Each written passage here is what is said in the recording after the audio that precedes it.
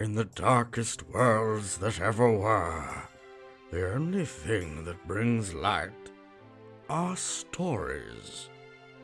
Those stories are kept in one place, the tiny bookcase.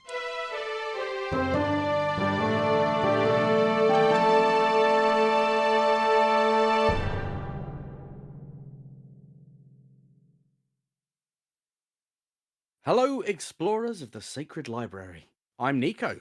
I'm Ben, and you're listening to The Tiny Bookcase. We're joined today by a fellow podcaster.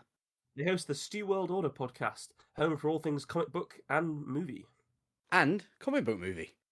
They've got a few years of podcasting on us, Ben, so I think we better get professional. Well, in that case, it's our pleasure to welcome Robert Stewart. Hello, Stu. Hey guys, how are you? I think we're all right. So this is the first time I've ever gotten to talk to Ben. Nico, you were the very first guest on my current podcast, so that was fantastic. But I've never spoken with Ben. Well, behind the scenes, I can tell you he was very excited to be a guest. Well, I'm glad. It was a great episode, so I was glad to have him on. Yeah, I think he was really looking forward to being able to talk about comic books. I don't get much opportunity on here. What tends to happen on here is that he brings it up, we have a little bit of a chat about that, then I start talking about Hemingway, and then it all goes awry.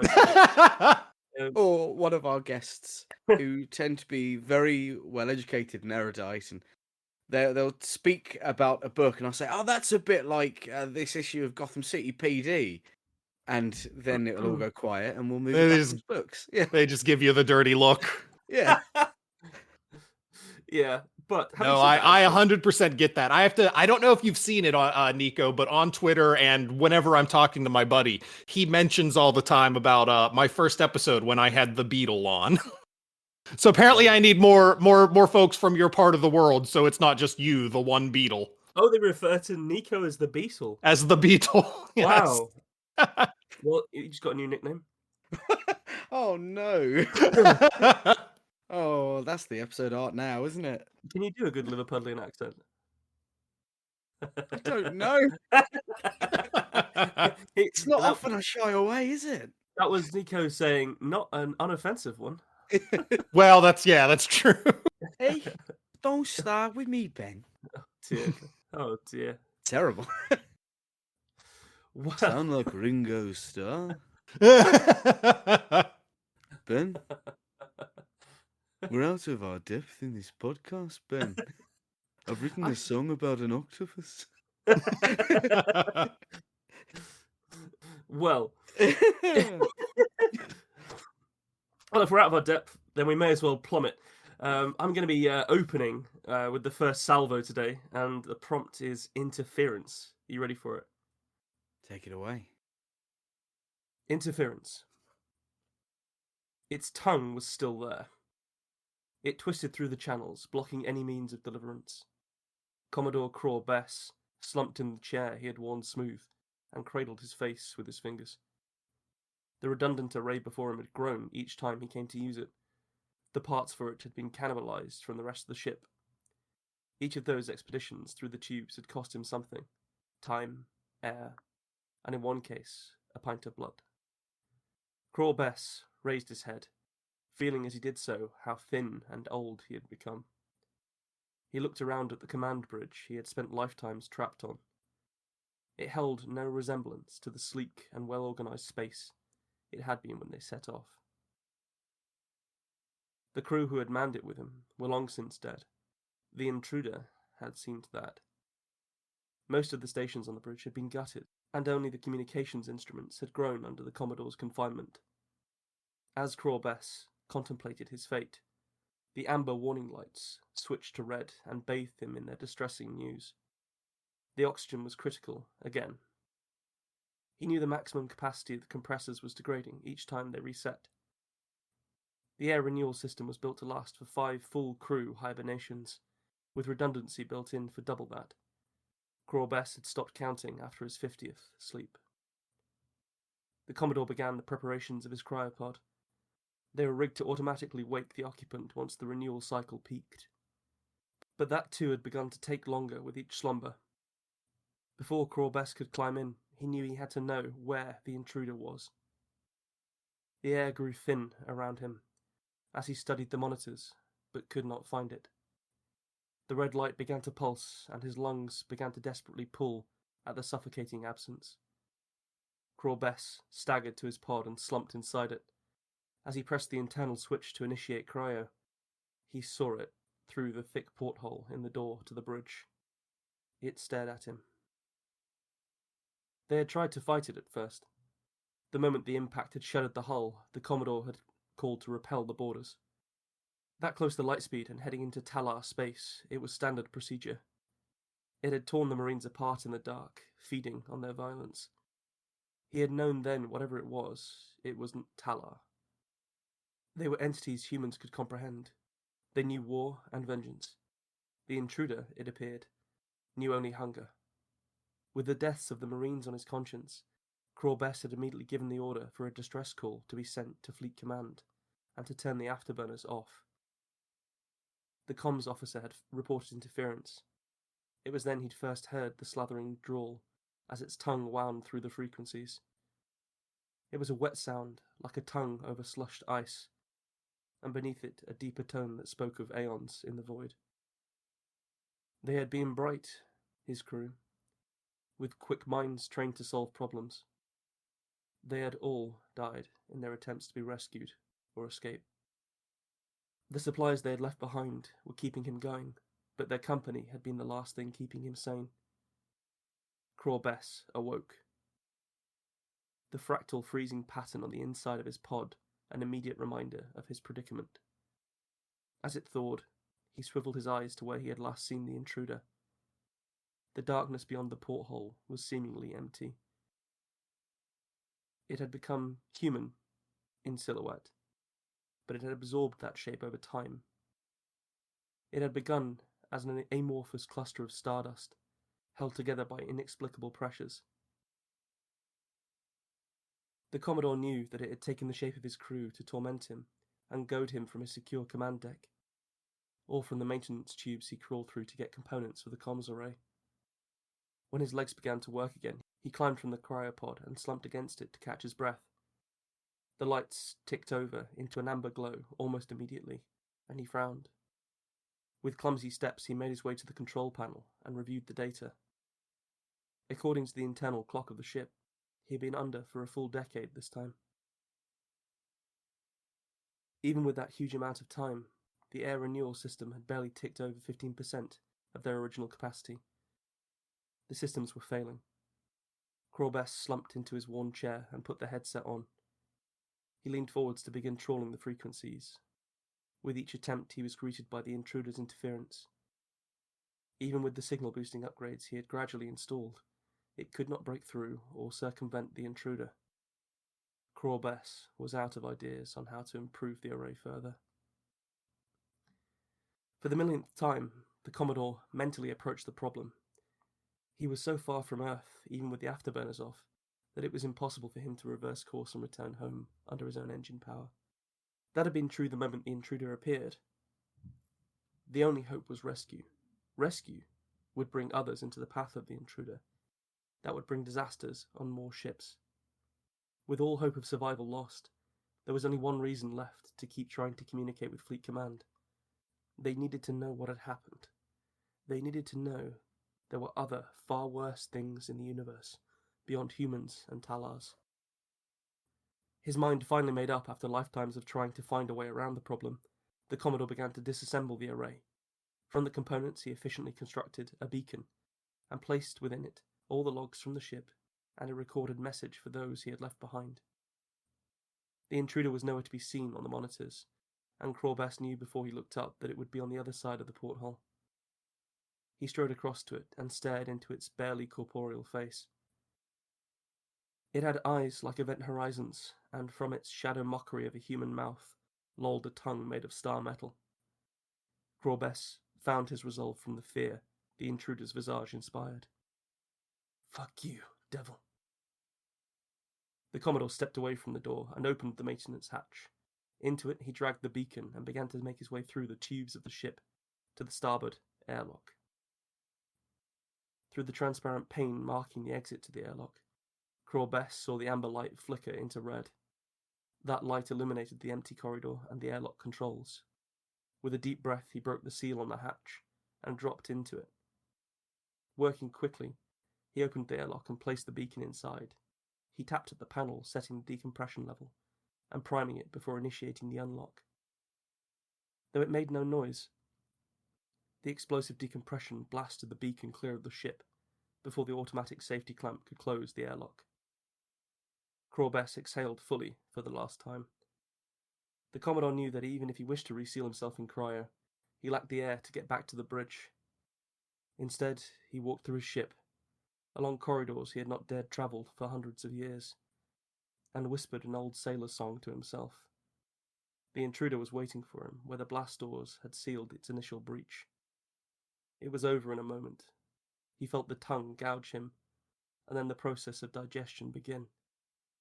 The Commodore's final thought before his consciousness merged into the thing was that he'd be glad to see his crew again.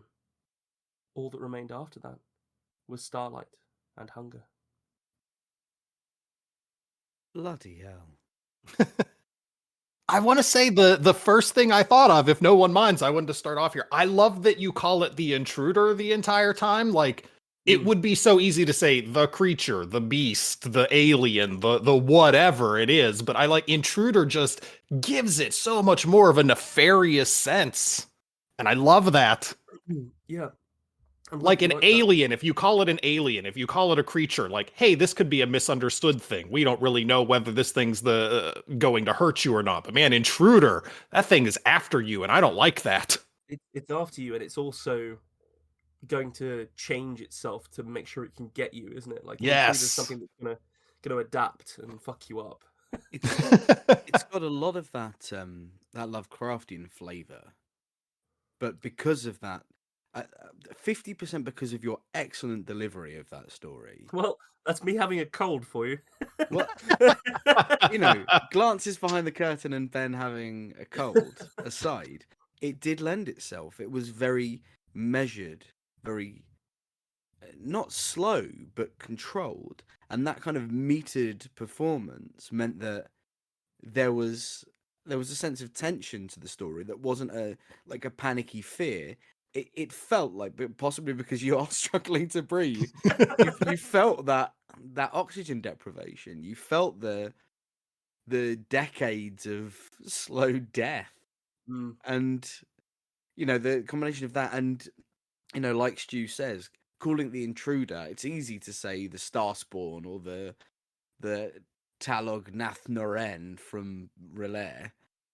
Those things can push it into the almost silly, but it maintained a sort of sense of decorum that was, it just really worked for the story. It carried it a long way. Possibly the title of Commodore as well. There's it's got a bit more sort of plump to it, doesn't it, than Captain or something. Yeah.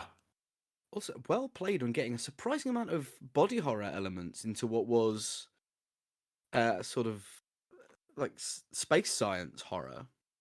Yeah. I've got a few phrases I wrote down. Its tongue was still there was a fantastic opening line. Yeah, that actually. So I don't know if you've ever written a story from, like, I know we've spoken about it a couple of times, but writing stories from dreams. This wasn't that line didn't come from a dream. I woke up and whispered that to myself before I was fully awake. Good God! Wow. This was some time ago. No. This was some time ago, and I immediately wrote it down because it was so fucking creepy. Yeah, I don't think I'd be able to go about my day if I just woke up and half consciously said that to myself. Well, fortunately, my girlfriend was still asleep, so she didn't leave me immediately. It is tattooed on the back of her head now, though. So. Every night, another pinprick. What are you? What? I need you with a cold more often, man.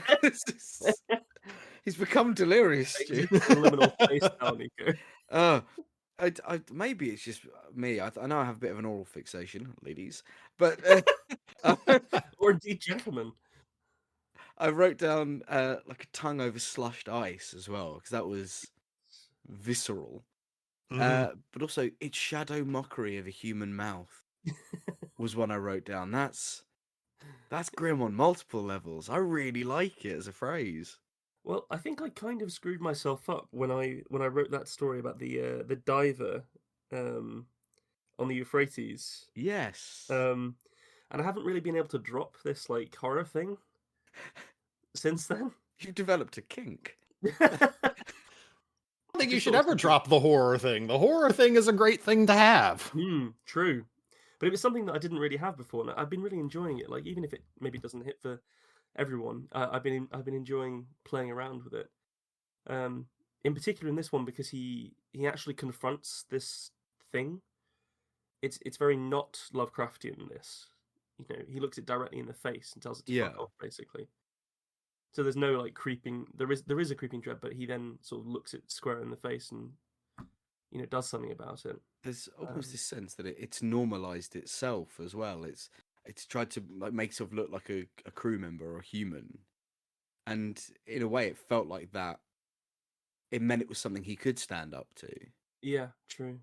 Yeah, I loved how you have the scene where he's looking through the porthole after he puts himself, you know, back in the chamber, and you just have that perfect movie moment where like you have the dread and the character passes out or you know, goes under, such as it is. And then when he wakes up, it's there, but it doesn't look the same, but he still knows like, oh shit, I know. Yeah. I just love that. And it came across as like more than anything else in that story. I could picture those moments on like a big screen, and I was like, I want to see this movie now. Show me this movie. Yeah, fantasy cast Crawl Best for us. Yeah, no, I get what you mean. Like I was particularly pleased with that moment. Yeah, because it actually freaked me out. You know, this idea of being forced to be put to sleep basically when something is hunting you is right there. Yeah. It's very unsettling. So. Charles Dance, by the way.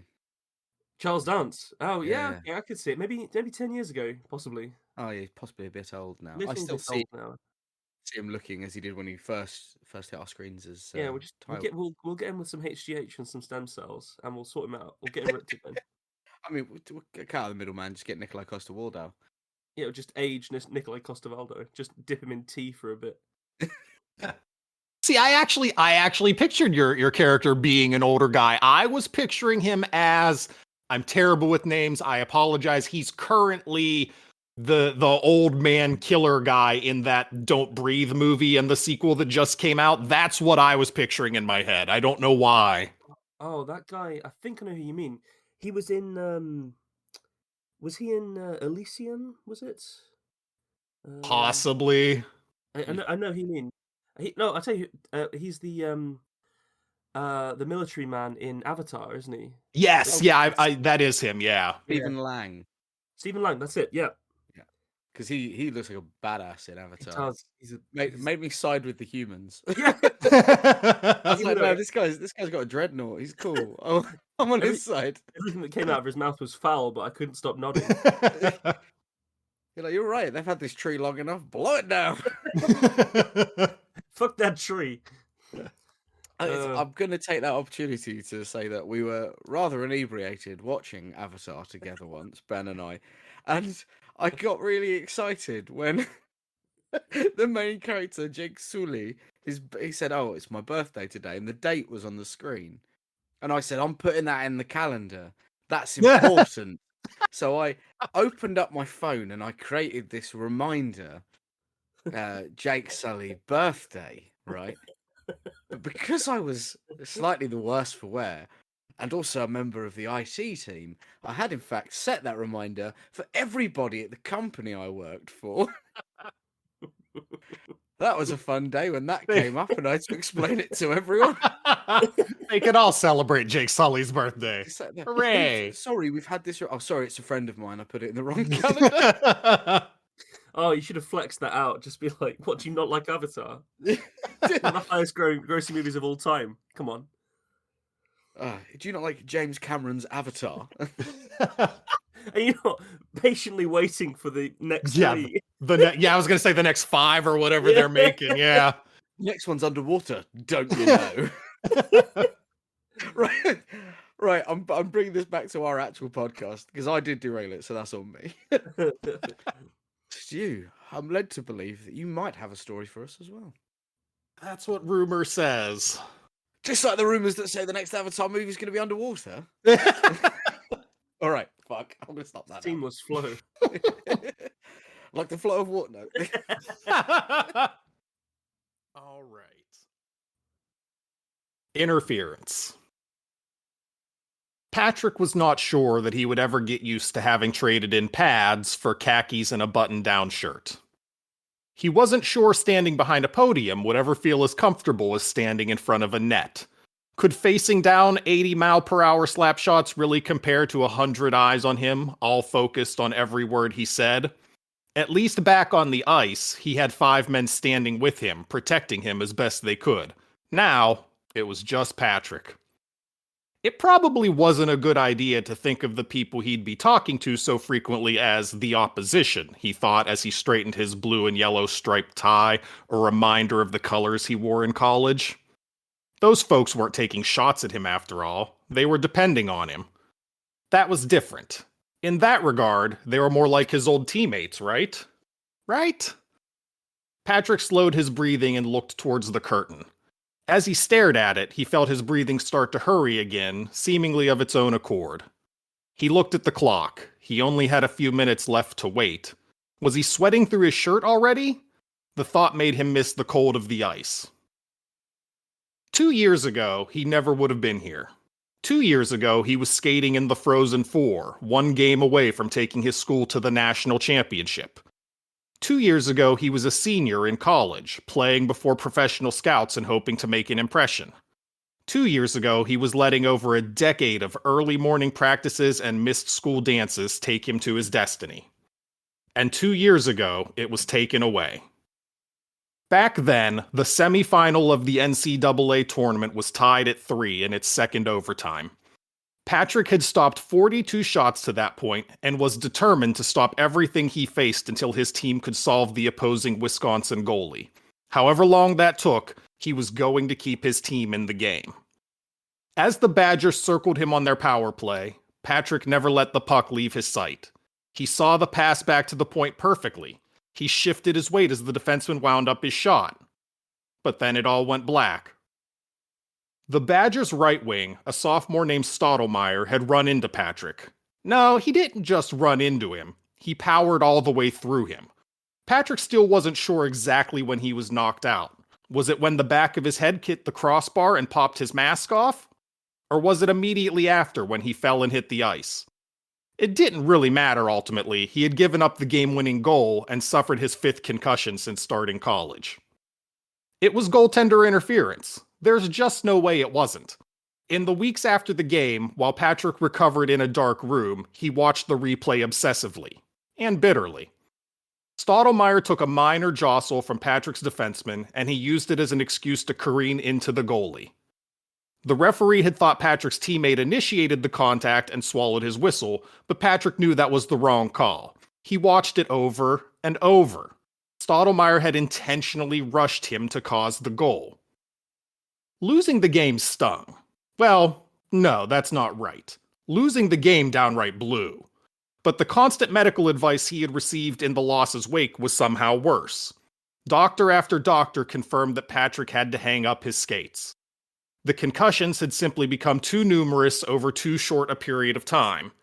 Continuing to play at all was far too risky. Turning pro was simply out of the question. He remembered talking to his pastor in the weeks after his graduation, hoping to find some kind of solace. Well, Pastor William did the talking. Patrick mostly sat there and found that he didn't want to listen after all. He knew what it was all going to be. This happened for a reason, and trust in the plan. These were great platitudes for losing a game and still looking forward, but for having all of his future games taken away from him? Nice sayings simply weren't helping. Even from the man Patrick always thought of as another grandfather. Still, Pastor William never gave up on Patrick. He texted every day with new opportunities, as he called them. Come to the church and help out. Talk to the kids at the vacation Bible school. work in the soup kitchen, advise some peers on their own crises of faith. William was clearly just trying to get him out of the house as often as he could, and Patrick always saw through it. But still, what did it hurt? Somewhere along the way, it stopped feeling like work. It stopped being an obligation to help his church leader feel like he was making a difference in Patrick's life. At some point, he started showing up without even being asked by William. "How's the head?" Pastor William asked him one night when they were cleaning up the soup kitchen. The two of them were scraping the pots of chicken and rice out, hoping to pick away the bits of rice that had cooked onto the side. "It's great as long as I quit hitting it on things. I can't remember my driver's license number, but I'm pretty sure I never knew it to begin with." "So no great loss, then?" "Well, I was hoping that if I shook everything up there around long enough, maybe it would find some new info." William laughed at that. "I think that's the opposite of how it works." Patrick just shook his head as he rinsed another pot. "Maybe if they had a saying about it," William continued, "like, when God closes a door, he opens a window. Have you heard that one? I'm pretty sure everyone's heard that one." William nodded. "Probably something to it, then." A few days later, he retired as pastor of the church. And that led Patrick to that moment, behind that curtain, waiting to step out for his first day as the new pastor. He looked at the clock. It was finally time. He reached out to the curtain and gently probed until he found its edge. He had stepped out onto the ice hundreds of times in his life, but he was suddenly terrified of getting tangled up in a curtain. He imagined it seemingly tying itself around him as he would flail against it. He'd fall. He'd bring the whole curtain down. He'd probably pull the roof right off the church and doom them all. He pushed it aside and emerged successfully. The parishioners gradually stopped talking to each other, straightened themselves up, and put all eyes on him. Okay, Patrick thought, unsure how to meet all their gazes at once. Much more like opponents than teammates after all. Except these opponents are playing with a dozen pucks. He cleared his throat as he approached the microphone. "Thank you all for coming out this morning. I hope many of you recognize me. I'm the new pastor, Pastor Patrick." He winced as he said that. "Nope, don't like that. Just call me Patrick." A fair few of the attendees laughed. Almost all of them smiled at him. Patrick felt his knees unlock and the imaginary pucks vanish. His body suddenly did not seem to weigh 1,000 pounds. I want to start off today talking about obstacles. Obstacles can really interfere with where you think life is going to take you.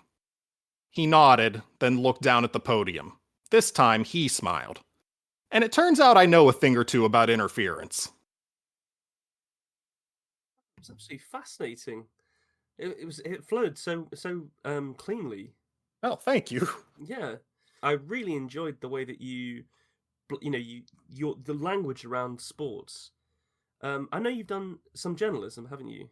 Not. I mean, like my website is all pretty much right. covering stuff. Yeah. But, like you absolutely nailed that like sports journalism tone when talking about hockey. Like this idea of like solving the opponent's goalie and the referee swallowing his whistle. You know, it's lots of like plays on phrases that get used, but in a sort of nicer, more sort of neater way. And then for those to carry through into him talking about his pastoral duties, I thought that I really enjoyed that structure. I thought that was a really solid way to take that story. Thank you. Gotta say as well, I've never felt more English in my entire life than listening to that story. But it, like, after some time, I felt completely eased into it. Yeah, though it was, you know, I know very little about hockey, and it, you know, this and the like the community pastor and all of not pasta, the community pastor, yeah, heavily salted. But it's a world I have no place in at all, and almost no frame of reference for. But I was absolutely drawn in by the familiar nature of the language of the story. Yeah. I think that may tie into what Ben's saying about, you know, the hallmarks of sports journalism being used and manipulated into a narrative form meant that there were enough touchstones, and it was it was gentle enough and well constructed enough that even with almost no way of relating to it, I found myself completely in the story.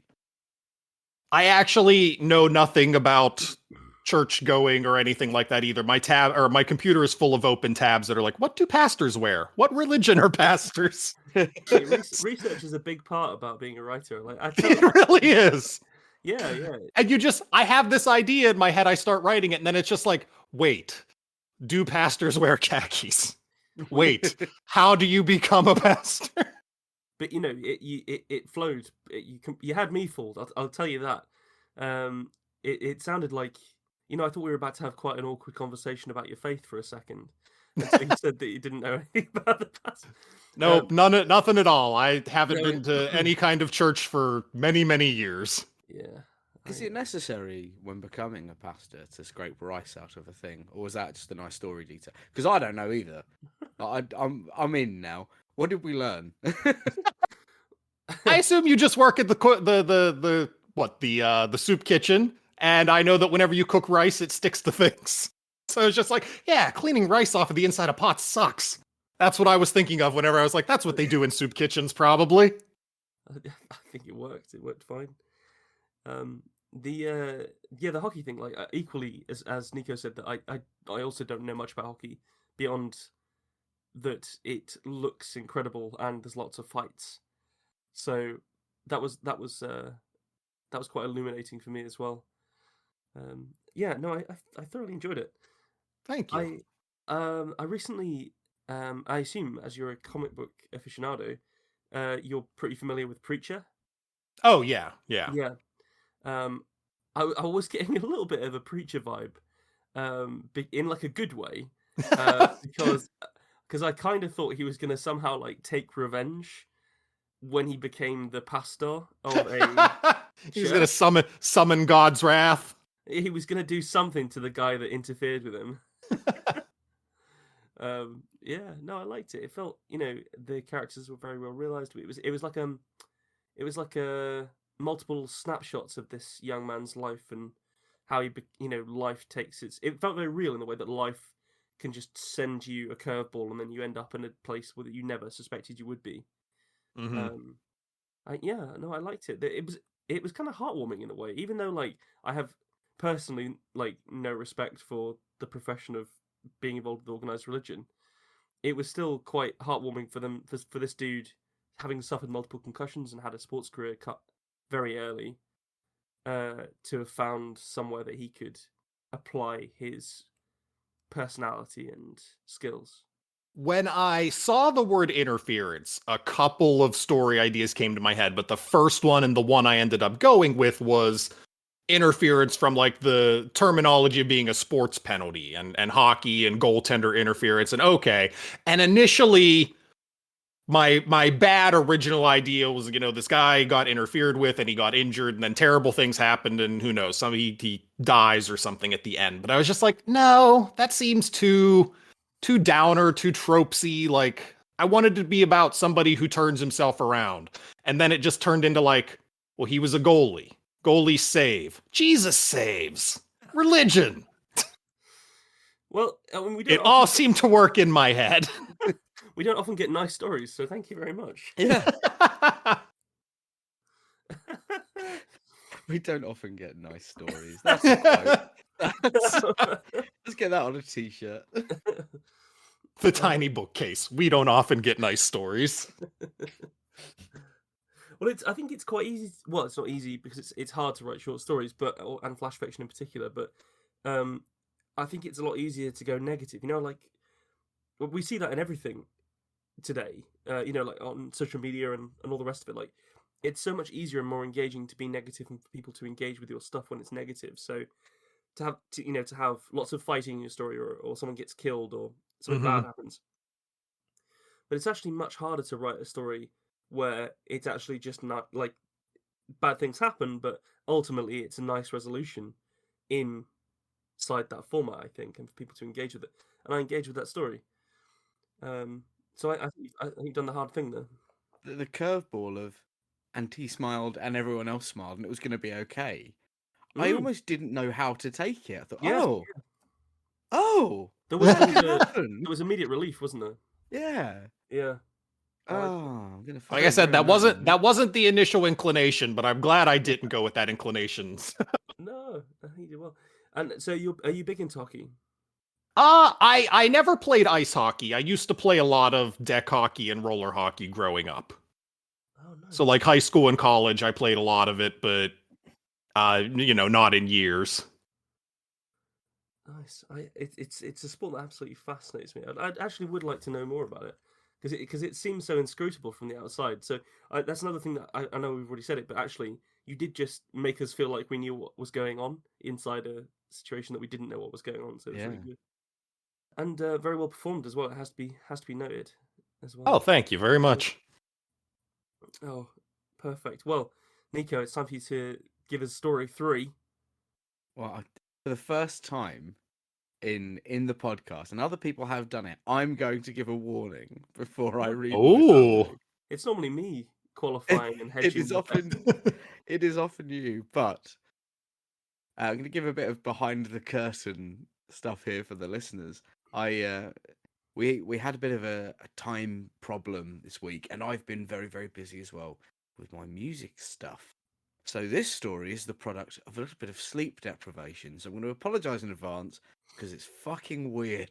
well, weird is fantastic. Now I'm very excited. That's not even a warning. That's an appetizer. Well then, in that case, oh Christ. Young man, you've got to follow through here. This is I really hope this isn't banal for your sake. Interference. There is, in every city, and some towns with high opinions of themselves, an undercurrent of the unlawful. Indeed, in my exploration, I have gathered that to these groups they have assigned the term gang. These gangs, often noted by their use of homebrewed sign language and colourful scarves. I note, reader, that this sounds very quaint, but up close this isn't always the case, are driven by a singular force, the gathering of turf.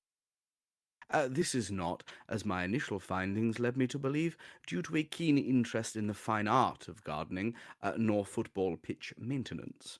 Turf, in this instance, refers instead to a sort of amorphous concept of ownership, be that prime corner-based real estate for the dealing of drugs, or entire tower blocks from which to embezzle governments. These areas of ownership are not marked in any way perceivable to the uninitiated. Perhaps you may have espied a pair of shoes hanging from a telephone wire, not with anyone in them, though I understand that sort of thing is going on somewhere, or a tinted windowed car that always seems to be parked in the same spot. I have, with this knowledge now gleaned, coined a term for these unaware of the bubbling lava of conflict flowing beneath and around them: the interferent. Those undergoing interference will find themselves saying unusual sentences with alarming regularity. Things like, "I'm sure there used to be a shop along here," or "There's never anywhere to park these days." These are, of course, untruths. We see only what we are permitted to see by those within the turf wall. This ignorance is, in effect, weaponized to turn the unturfed masses against the perceived threat. My studies, and they have been most extensive, show me that the common interferent will believe that gang warfare mostly involves young men doing despicable things to one another from the open window of an American muscle car. This is, however, no longer the case. Many interferents now ape the peacock-like displays of the gang, the low-slung jeans revealing the delicate slit of their ripe bottom, the broad and garishly coloured car, a mating display put on for the painted war maidens of the turf. This led to a fierce departure from that aesthetic by the gang men. It is worth noting that at some time around 1960, a large swathe of gang men also abandoned the sharp suit and fedora look, My research indicates that Frank Sinatra had made something of a mockery of the look, and being asked if you are part of the Rat Pack tribute band they've booked gets really annoying after some time. These turf wars now are fought on more of a macro scale. Yes, the hallmarks are left for your eyes, my sweet interferent reader, but not idly are the words Dave's mum is a slag sprayed on walls across the city's heart.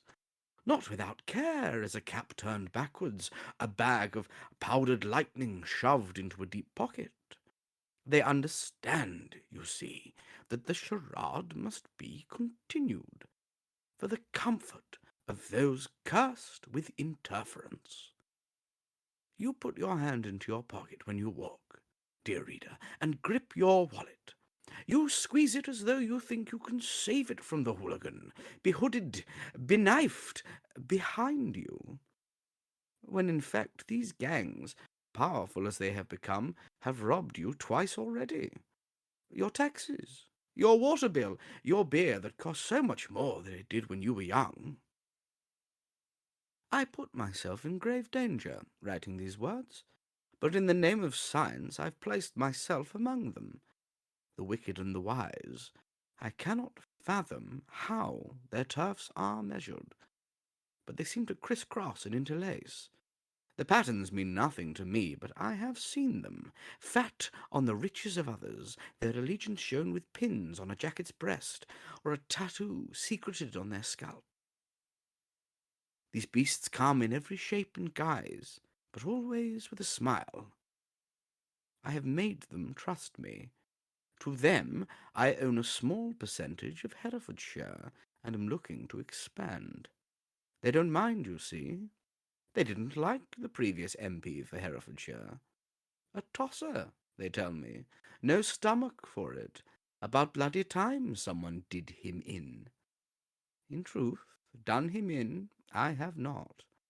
He's simply on a 2-week bender in Magaluf. His wife is unaware of the nature of this business trip. But I've used this time to disguise myself and hide among these powerful gang lords. They know naught of my interferent state. If you find these words, and they come not from my hand nor mouth, I'm afraid I've become another pawn in their war. So do keep your eyes open, but look not at the signs they leave for us, the scrawlings and scurryings of those deposed by them. Ignore the puppets and the pantomimes and see through my eyes, if you can. Or perhaps maintain your interference. But blame not me when their war finally reaches you. Banal, it was not. I Certainly feel like not. you certainly delivered. I was chuckling a good bit on mute, so I'm glad I was on mute. That was fantastic, man. Completely fucking balmy, but very, very funny. I thought that is, at least to begin with, that was the most Douglas Adams you've ever been. Oh God, yeah. But then you started to do the classic like blending in other humans. It became a bit like a footnote in a Terry Pratchett novel. You know, with like very self-aware that you're commenting directly on something tone. Yeah. And then towards the end it gets a bit V for Vendetta-y, doesn't it? Little bit political satire, yeah. I suppose so. A little bit of Alan Moore under the curtain there. Oh, I loved it. The whole thing came from me looking at the word interference for too long, and I just reading it out loud. Interference. Oh. You have ruined that word for me. I'm never going to be able to look at it and not say interference. Yeah, I think if I watch any football this year, I'll be like, oh, that was definitely pass interference. Do it. I really want to upset people. At least one person's ready to at us already, aren't they? Oh God, we've sent so many things up already in this episode. I have to say, I want to break in and say, like Ben said, how the mood kind of shifts. as I listened to that story, like I said, I was on mute. I was chuckling. A lot of it was funny. Just the affectation of the voice, and Dave's mom is a slag, and they have idly. they have hand signals and scarves.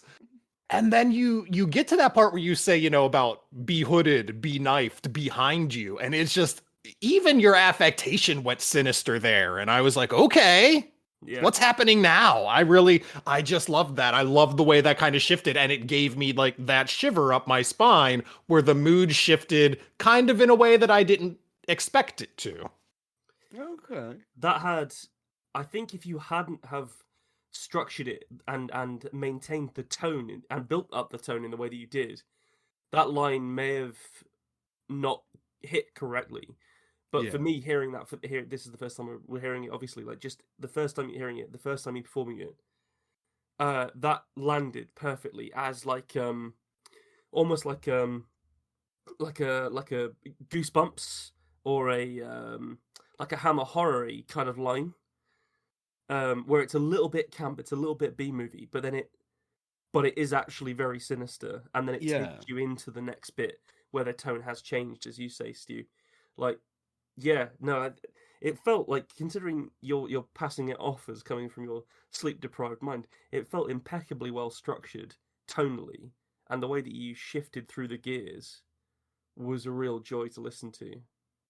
I think, in a way, it got a very different kind of story out of me, because I sort of let my brain do whatever it wanted to do.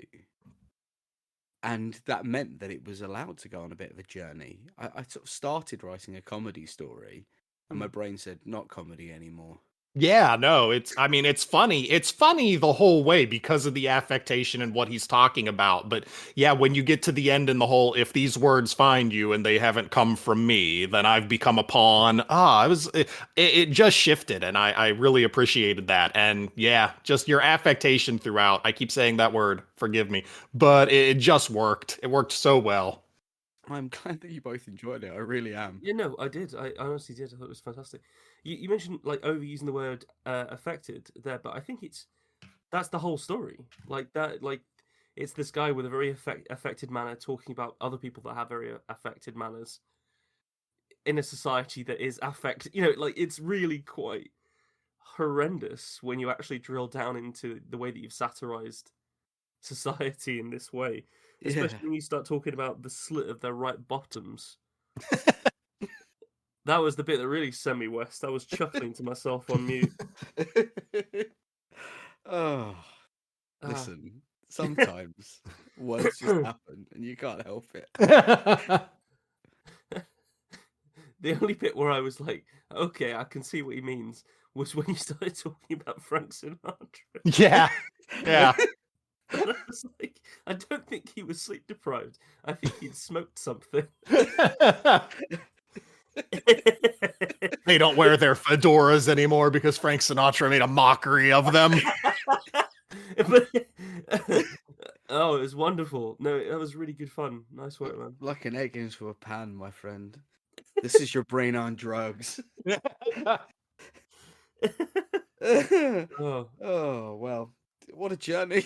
What a journey.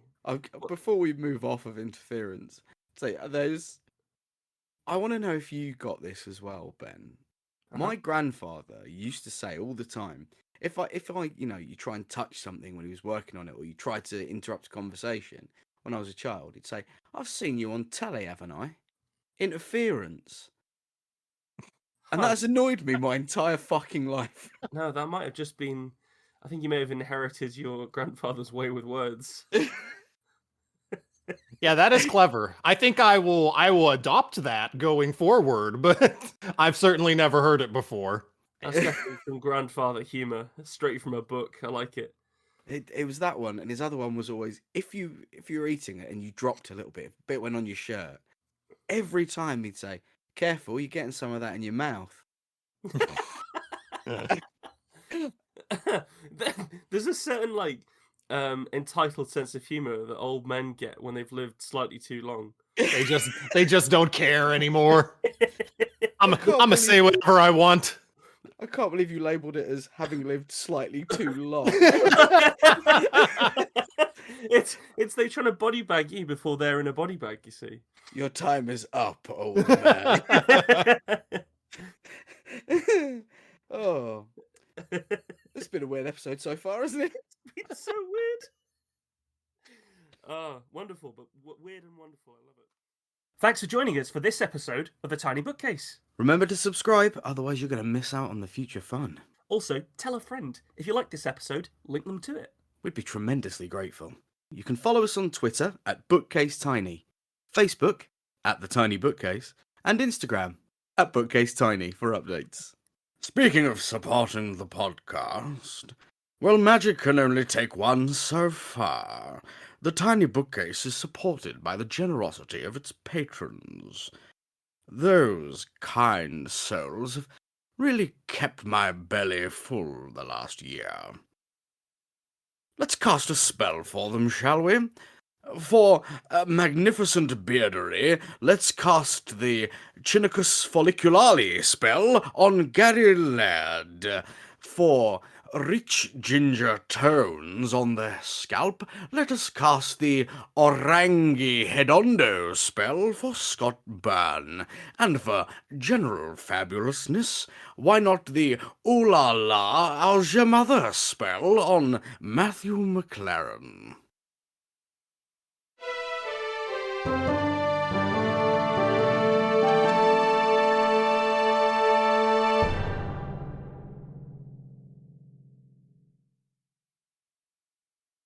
How do you come up with that shit, man?